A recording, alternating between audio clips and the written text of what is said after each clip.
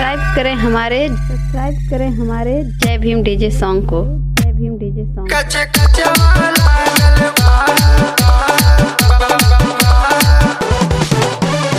DJ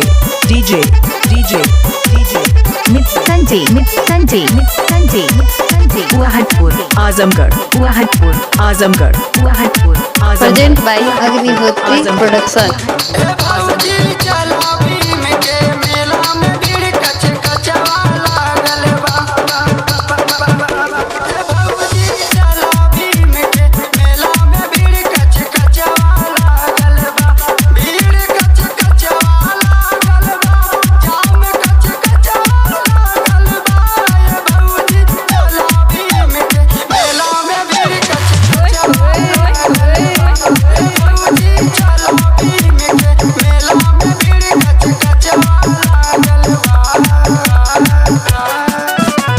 DJ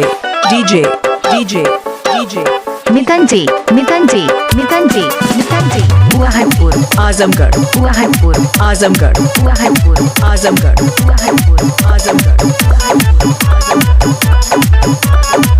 present by Agnihotri production. चला चाली लइकिया झुलुस वाले भौजी। अच्छा रुपया लुटावल जाई हो के माने मौजी। बाबा के जनवा जी जनवा से बढ़ के मिलके मनावल जाई रे मेरी भौजी। कठुम का विराज के गाना लागल बा। कठुम का लागी हो डीजे पे विराज के गाना लागल बा। तोई पे गाना लागल बा। डीजे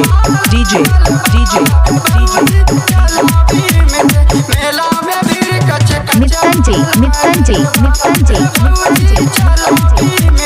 मेला में भीड़ कच वाहदपुर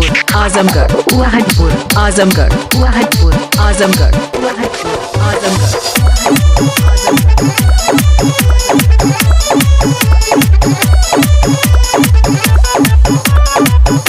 present by Agnihotri production. DJ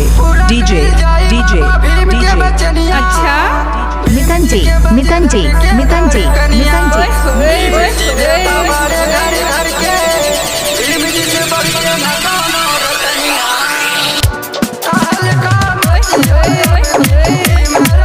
के बचनिया लागल बा। कहल का मची होबनी भीमराव के बचनिया लागल बा। अब की बचनिया लागल बा। अब की बचनिया लागल बा। भौजी चल भीम के मेला में भीड़ कच भौजी चल भीम के मेला में भीड़ कच लागल बा।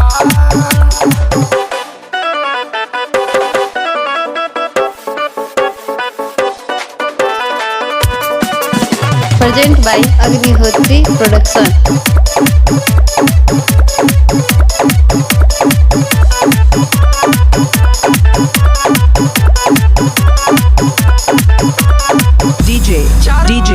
डीजे के गाना भीम के भजन सुनी झूमता जमाना।